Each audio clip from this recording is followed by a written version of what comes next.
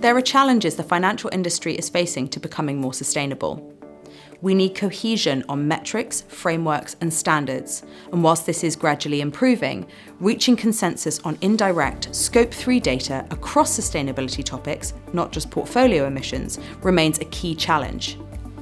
Longer-term net zero and broader sustainability targets set by businesses and investors are key, but we need interim targets and measures to assess implementation and ensure accountability as we strive for longer-term, for example 2050, nature and decarbonisation targets.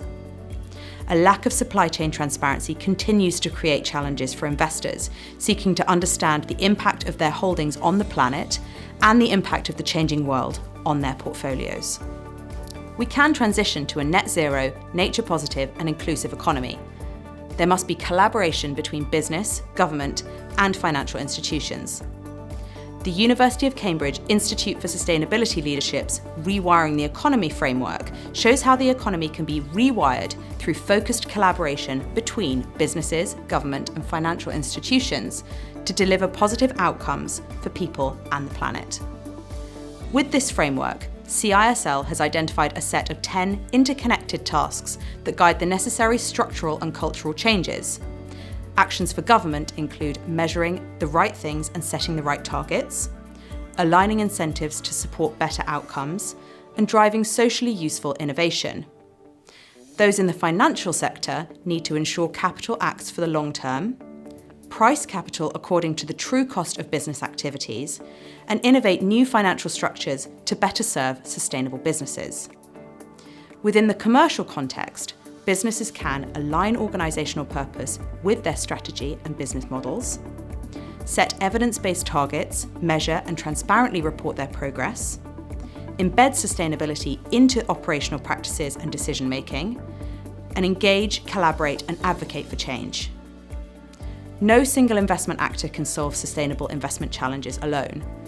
Deep, action-orientated collaboration between investors, academics, and other parts of the economy, such as the Investment Leaders Group, convened by CISL, creates the much-needed space for investors to share best practices, address barriers to action, and identify and co-develop approaches that ensure investment acts as a force for good to support a 1.5-degree future, to protect and restore nature, and support resilient and inclusive societies.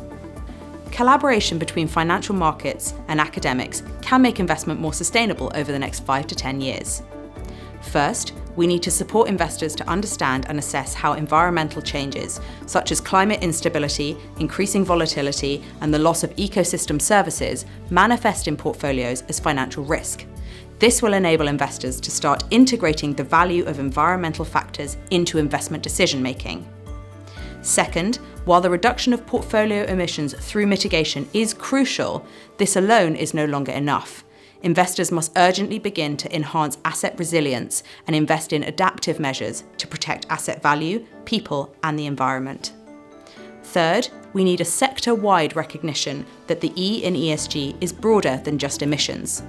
Nature and climate-related risks and opportunities are intertwined. They need to be analysed and embedded into financial decision-making in parallel. And finally, to drive change in the real economy, investors need to effectively engage with portfolio companies to help them transition to net zero and nature positive business models and outcomes, as well as to encourage the disclosure of useful data for investment decision making. To make all of this possible, people across the investment sector must develop and apply new skills, and different investment actors need to collaborate with each other, with businesses, and with academic thought leaders to drive change.